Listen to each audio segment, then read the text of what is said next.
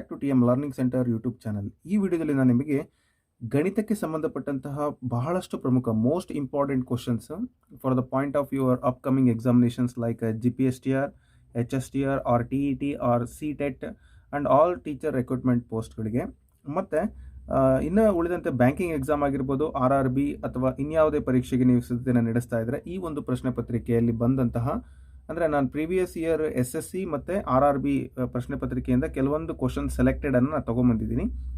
So ನೋಡೋಣ, ಇವನ್ನ solve ಮಾಡ್ತಾ ನಿಮಗೆ ಮುಂದಿನ ಪರೀಕ್ಷಾ ತಯಾರಿಗೆ ಸಾಕಷ್ಟು ಸಹಾಯ ಮಾಡುವಂತಹ ಒಂದು ಪ್ರಯತ್ನ ಇಲ್ಲಾಗುತ್ತೆ. ಇದರ ಒಂದು ಉದ್ದೇಶ ನಾನು ಕೂಡ ಇವನ್ನ ಸ್ಟಡಿ ಮಾಡಿದ್ದೀನಿ. ಸೊ ನಿಮ್ಮೊಟ್ಟಿಗೆ ಹಂಚ್ಕೊಳ್ಳುವಂಥ ಕೆಲಸ ನಾನಿಲ್ಲಿ ಮಾಡ್ತಾ ಇದ್ದೀನಿ. ಸೊ ನೋಡೋಣ, ಪ್ರಶ್ನೆಗಳನ್ನು ಡಿಸ್ಕಷನ್ ಮಾಡ್ತಾ ಹೋಗೋಣ, ಸಮಯವನ್ನು ವೇಸ್ಟ್ ಮಾಡೋದು ಬೇಡ. ಮೊದಲನೇ ಪ್ರಶ್ನೆ ಈ ರೀತಿ ಇದೆ. If the radius of a circle increased by 100%, thus area increased by, they are given in the option 200, 300, 400, 900%. ಅಂದರೆ ಒಂದು ಸರ್ಕಲಿನ ಒಂದು ರೇಡಿಯಸನ್ನು 100% ಇನ್ಕ್ರೀಸ್ ಮಾಡಿದ್ರೆ ಅದರ ಒಂದು ಏರಿಯಾ ಎಷ್ಟು ಪರ್ಸೆಂಟ್ ಇನ್ಕ್ರೀಸ್ ಆಗುತ್ತೆ ಅಂತ ನಮ್ಮನ್ನು ಪ್ರಶ್ನೆಯನ್ನು ಕೇಳಿದ್ದಾರೆ. ಸೊ ಓಕೆ, ಈ ರೀತಿ ಇರುವಂತಹ ಪ್ರಶ್ನೆಗೆ ನೀವು ಯಾವ ಥರ ಆನ್ಸರ್ ಮಾಡಬೇಕು ಅಂತ ನೋಡೋದಾದರೆ ಮೊದಲು ನಾವೇನು ಮಾಡಬೇಕಪ್ಪ ಅಂತಂದರೆ just right let radius of a circle okay is equal to r. Take r. So area is equal to what? Area is equal to pi r square. This is what the area of the circle formula. So ಈ area of the circle ಫಾರ್ಮುಲಾದಲ್ಲಿ r ಅನ್ನು 100% ಜಾಸ್ತಿ ಮಾಡಿದಾಗ ಏನಾಗುತ್ತೆ? So radius is equal to 2r ಆಗುತ್ತೆ. ಹೌದಲ್ವಾ? Radius ಏನಾಗ್ತದೆ? 2r ಆಗುತ್ತೆ. So ಈ 2r ಆದಮೇಲೆ ಈ ರೇಡಿಯಸನ್ನು ನಾವೇನು ಮಾಡಬೇಕು?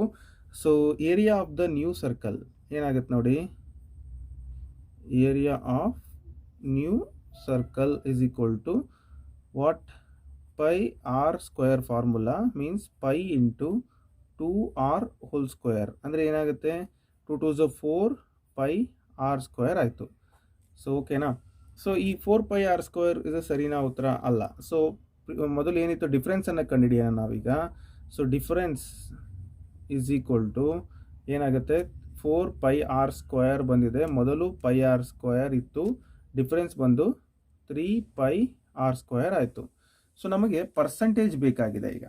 So percentage of area increased by ಅಂತ ಕೇಳಿದಾಗ ಏನಂತ ಮಾಡ್ಕೋಬೇಕು? So percentage is equal to what? how many percentage increases? 3 pi r increases 3 pi r square. ಇದ್ದಿದ್ದು ಟೋಟಲ್ ಎಷ್ಟಿತ್ತು? ಮೊದಲು ಪೈ ಆರ್ ಸ್ಕ್ವೇರ್ ಇತ್ತು, ಇಂಟು 100. ಸೊ ಈ pi r square cancel, 3 into 100 ಮಾಡಿ ನಿಮಗೆ 300% ಸಿಗುತ್ತೆ. So how much percentage increased by ಅಂದರೆ 300. That is in your option B, right? So ನಿಮಗೆ ಇದು ಅರ್ಥ ಆಗಿದೆ ಅಂತ ಅಂದ್ಕೊಳ್ತೀನಿ. Go to the next one. Here is the question. The HCF of 3 numbers is 12. 3 ಸಂಖ್ಯೆಗಳ HCF ಅಂದರೆ ಮಾಸಹ 12. if they are in the ratio 1:2:3 the numbers are ಅಂತ ಕೊಟ್ಟಿದ್ದಾರೆ. ಸೊ ಈ ರೀತಿಯಾದ ಪ್ರಾಬ್ಲಮ್ಗೆ ನಾವೇನು ಮಾಡಬೇಕು? ಆಪ್ಷನ್ಸಿಂದನೇ ಆನ್ಸರನ್ನು ಕಂಡುಹಿಡಿಬೇಕು. ನೋಡ್ಬೋದು ನೀವು ಇಲ್ಲಿ 12 ಅಂತ ಕೊಟ್ಟಿದ್ದಾರೆ, 12 ಇಂಟು, ಹೌದಲ್ಲ? ಸೊ ನೋಡ್ಬೋದು 12 ಇಂಟು ವಾಟ್? ಡೈರೆಕ್ಟಾಗಿ ಇದನ್ನು ಲೆಕ್ಕ ಮಾಡೋದಾದರೆ ಸೊ ಎಕ್ಸ್ ಇಷ್ಟು 2x ಇಷ್ಟು ಸೊ 3x ಆಗುತ್ತೆ. ಸೊ ಎಕ್ಸನ್ನು ನೀವು 12 ಅಂತ ತೊಗೊಂಡ್ರೆ 12 ಇಂಟು 2 2s ಎಷ್ಟಾಗುತ್ತೆ? 24 and 36. So this is answer option A. ಅಥವಾ ನೀವು ಡೈರೆಕ್ಟಾಗಿ ಆಪ್ಷನ್ ಎನೇ ಕೂಡ ನೀವು ಚೂಸ್ ಮಾಡ್ಬೋದು. ಬಟ್ ಆಪ್ಷನಿಂದನೂ ಕೂಡ ಉತ್ತರಗಳು ನಿಮಗೆ ಬರುತ್ತೆ, ಬೇರೆ ಯಾವುದೇ ಆಪ್ಷನ್ ಬರೋದಿಲ್ಲ. ನೀವು ಇದನ್ನು ಗಮನಿಸ್ಬೋದು. So next question. A student has secure 40% of the marks to pass.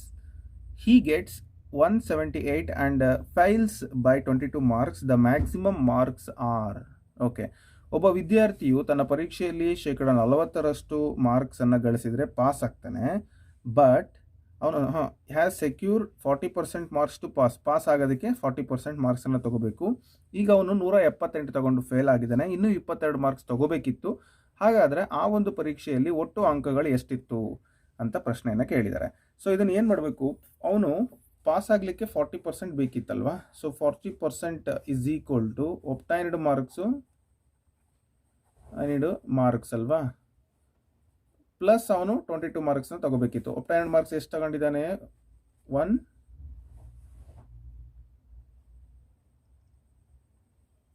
ಅವನು ಬಂದಿರೋಂಥ ಮಾರ್ಕ್ಸ್ ಬಂದು 178 ಪ್ಲಸ್ 22 ಅಂದರೆ ಟೋಟಲ್ ಅವ್ನು ತಗೊಂಡಿರೋದು ಇವಾಗ ಅಂದರೆ ತಗೋಬೇಕಾಗಿದ್ದು 40%ಗೆ 200 marks.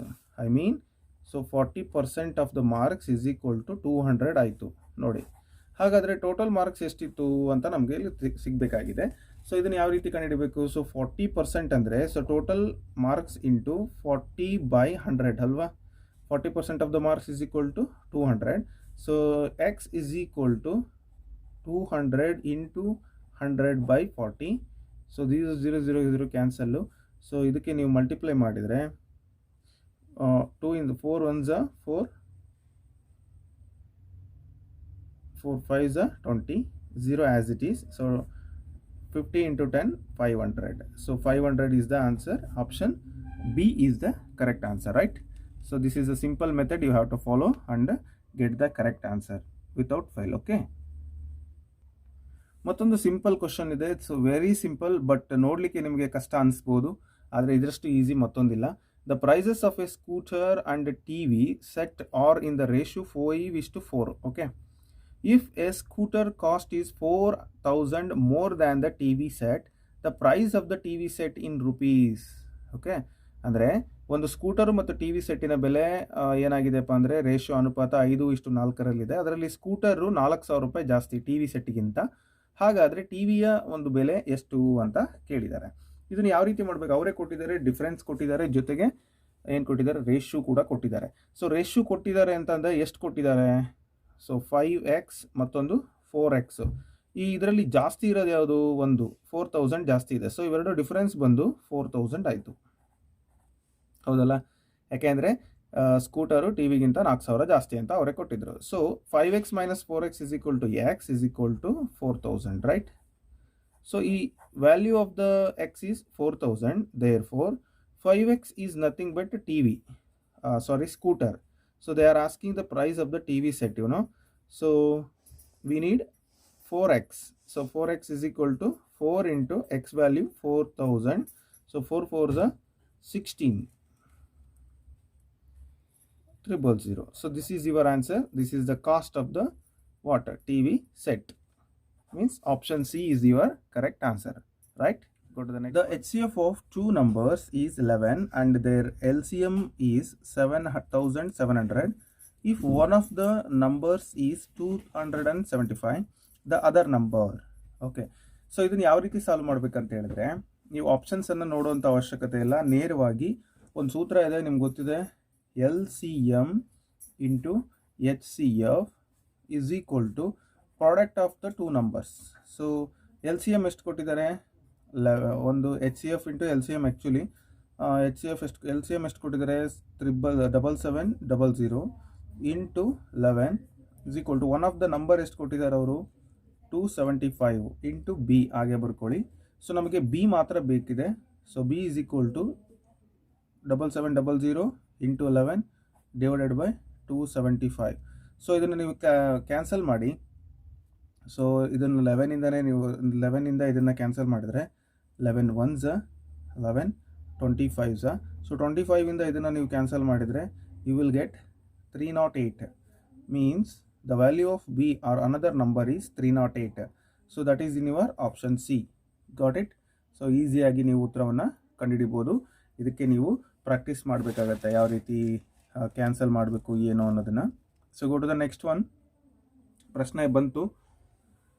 The population of a city increases at the rate of 5% annually. The present population is 1,85,220. The population 3 years ago was. So present population they are given and the percentage of increasing is also given by annually, and we have to find the population 3 years ago. Okay. So ಈ ಥರದ ಪ್ರಾಬ್ಲಮ್ನ ನಾವು ಹೇಗೆ solve ಮಾಡಬೇಕು ಅಂತ ನೋಡೋದಾದರೆ ಬಹಳ simple ಆಗಿ solve ಮಾಡ್ಬೋದು.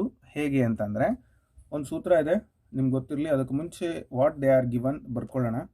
So they are given the population, present population 1,85,220 and rate of increasing is 5% per annum and time means 3 years, right, per annum, right?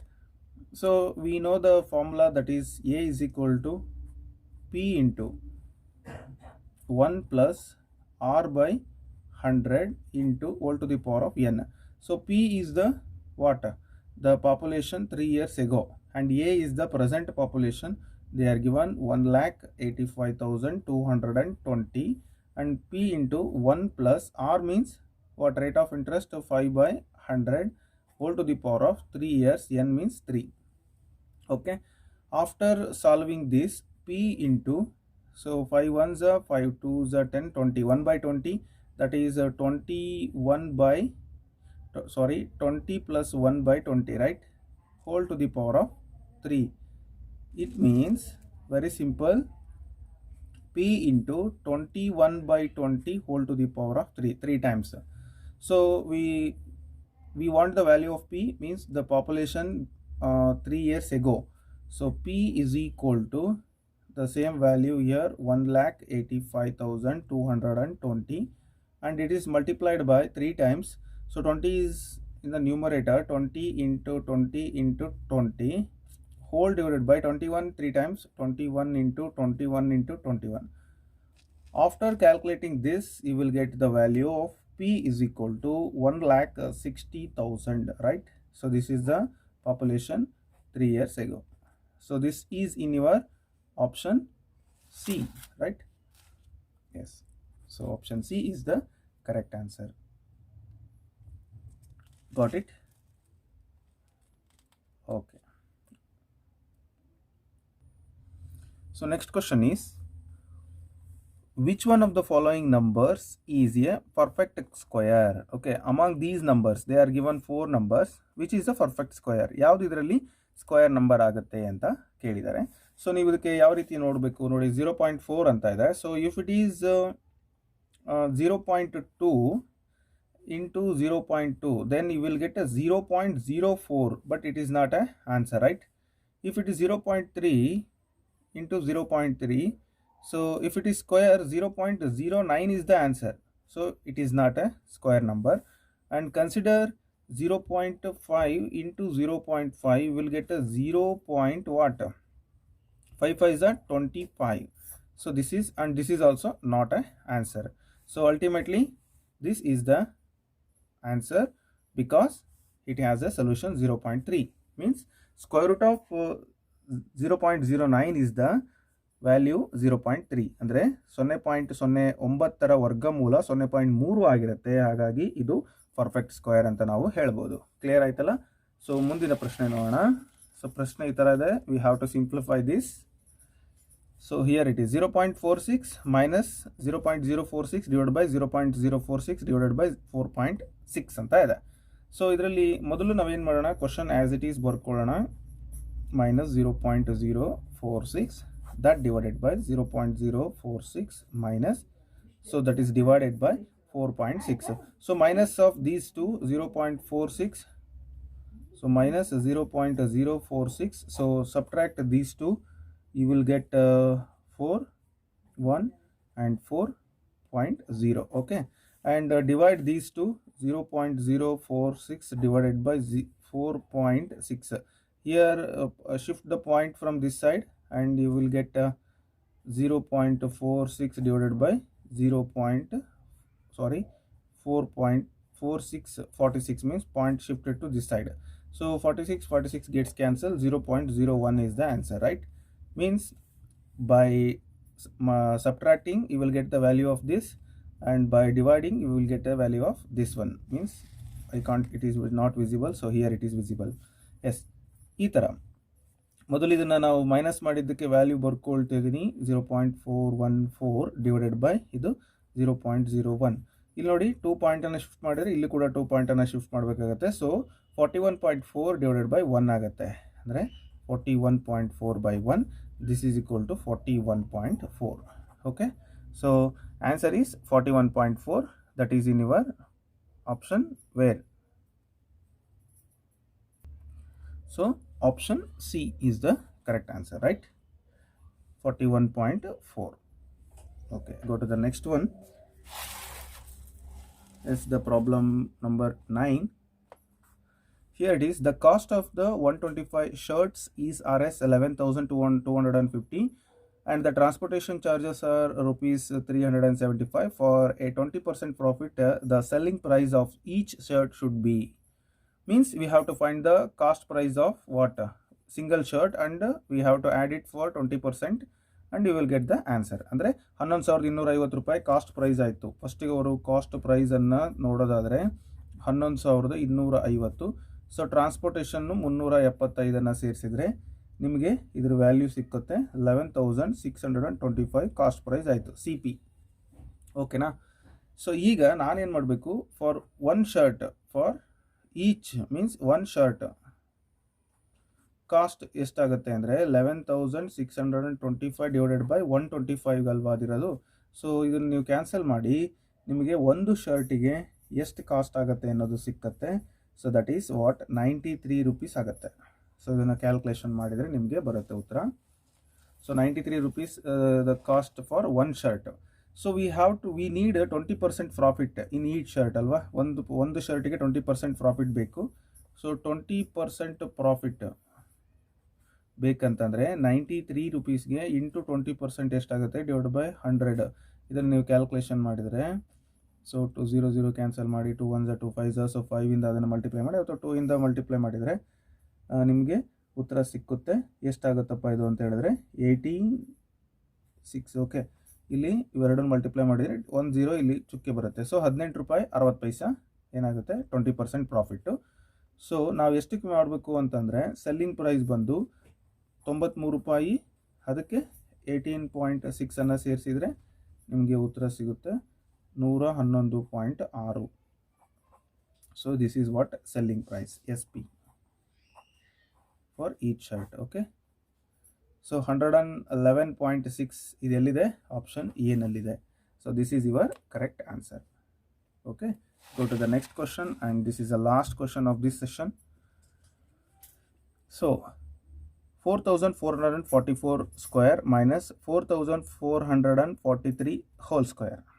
So the difference between these two squares ಏನಾಗುತ್ತೆ ಅಂತ ಕೇಳಿದ್ದಾರೆ. ಇದೊಂದು square ಮಾಡಿ ಇದೊಂದು square ಮಾಡ್ಕೊಂಡು ಹಿಡಿಯೋಷ್ಟೊತ್ತಿಗೆ ನಿಮ್ಮ time ಹೋಗಿಬಿಡುತ್ತೆ. ಅದಕ್ಕೆ ಯಾವ ರೀತಿ ಮಾಡಬೇಕಪ್ಪ ಅಂತ ಹೇಳಿದ್ರೆ ಭಾಳ ಸಿಂಪಲ್ ಆಗಿ, so we know the formula a square minus b square is equal to a plus b into a minus b, right? So a ಅಂದರೆ ಏನು? 4444 ಪ್ಲಸ್ b ಅಂದರೆ 444 and 3. So this is a plus b and this is a minus b. Okay, minus b. Clear? Very simple. And if we add these two, 4 plus 3 7. So 4 plus 4 8 and another 4 8, another 4 8. Okay, into, so minus of this value is 1. 1 into anything, the same answer we get. So this is the final answer. Here in your option A is the correct answer. I hope you better understand this session. ಈ 10 ಪ್ರಶ್ನೆಗಳನ್ನು ನಾನು previous RRB ಇಂದ ತೊಗೊಂಡಿದ್ದೀನಿ, ನೆನ್ಪಿಟ್ಕೊಳ್ಳಿ. So RRB question ಪೇಪರಿಂದ ತೊಗೊಂಡಿದ್ದೀನಿ, railway recruitment ಬೋರ್ಡಿನ ಒಂದು ಪರೀಕ್ಷೆ. ಭಾಳ ಜನ ತುಂಬ ಟಫ್ ಇರುತ್ತೆ ಅಂತ ಹೇಳಿದರು, ಬಟ್ ತುಂಬ ಈಸಿಯಾಗಿ ಇಲ್ಲಿ ಸಾಲ್ವ್ ಮಾಡ್ಬೋದು. ಒಂದೇ ವರ್ಷದ ಕ್ವಶನ್ ಪೇಪರನ್ನು ನಾನು ತೊಗೊಂಡು ನಿಮಗೆ ಸಾಲ್ವ್ ಮಾಡಿಕೊಟ್ಟಿದ್ದೀನಿ. ಇದು GPST